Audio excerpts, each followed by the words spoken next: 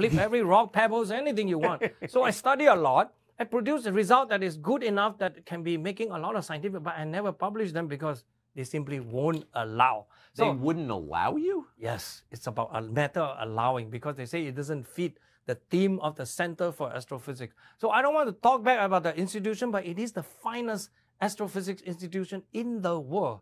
In terms of instrument building, in terms of technology, we can produce the best. You know, you often look at the X-ray picture of the sun.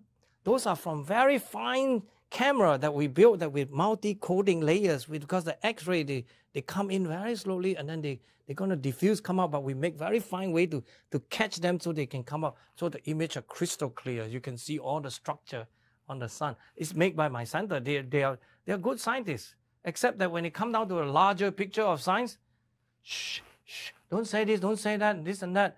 And then all of that. This is why even at Harvard, I quit taking money from NASA, NSF, all these other places in 2004 because I'm beginning to think that science being so unaccountable, funded by taxpayer, that all these people, it's so unconscionable. So I personally chose that. That is nobody to blame but myself. But I chose to take only from foundation who are willing to give me money, right?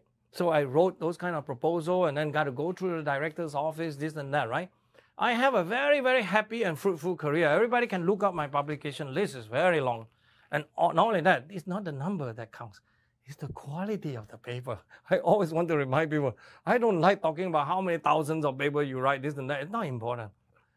Which paper that is really important for certain issues, that's important. That if you are able to show that, that's good.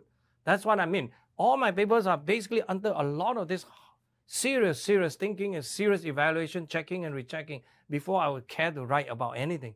Because you don't want to write anything that's wrong tomorrow. You want something that can write. But science is basically garbage can now. These scientific papers. I categorically would even make this statement. I would make the statement that about 80 to 90% of the paper published in so-called climate science today should not be published.